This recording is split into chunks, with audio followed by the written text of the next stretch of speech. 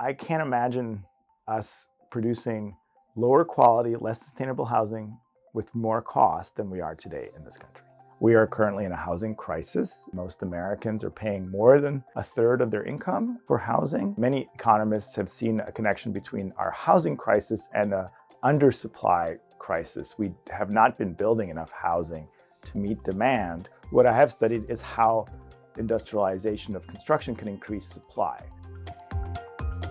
I'm Ivan Rupnik. I'm an architect. I'm a professor at Northeastern University School of Architecture, and I'm a founding partner at ModX, which is a research-based advisory group that focuses on the industrialization of housing delivery.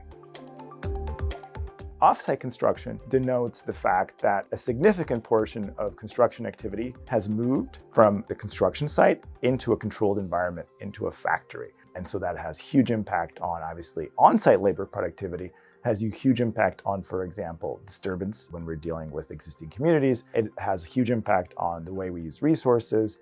McKinsey Global Institute published a report pointing out that construction had been stagnant or even losing labor productivity over the last 50 years. McKinsey, in this very impactful report, suggested that moving to a manufacturing style production system could increase supply, and that increased supply could have the same effect that increased supply has had in other sectors, which is to stabilize cost.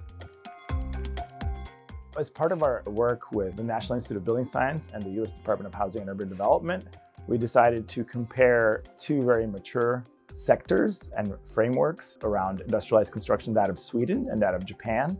Sweden finally completed its sort of transition from a typical conventional on-site focused construction to off-site being the dominant form really in the 90s, where they fully reformed their building code into describing performance criteria and allowing innovative companies to then innovate on their own terms. Japan has consistently followed that path where innovative companies are able to have a fast track if they're willing to be more responsible upfront. And today, about 30% of Japanese housing uses this fast track. That's really something that has allowed the country to both get more housing, but to also innovate in ways that we will need to do very soon.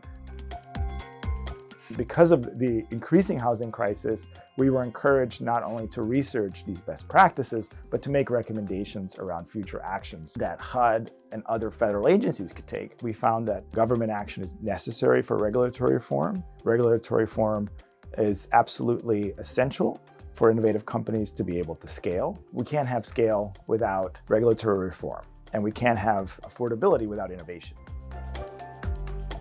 Immediately, one of the easiest wins for federal agencies was to look at their current subsidies and award programs, to look at the terminology they use to describe offsite, modular, factory built, manufactured, and to try to find a more common terminology. As an intermediary step, we recommended looking at what HUD proposed and what Japan has done, which is housing system certification. So while we can't change the regulatory environment overnight, we can create alternative modes of code compliance for companies today that are willing to work in a manufacturing way.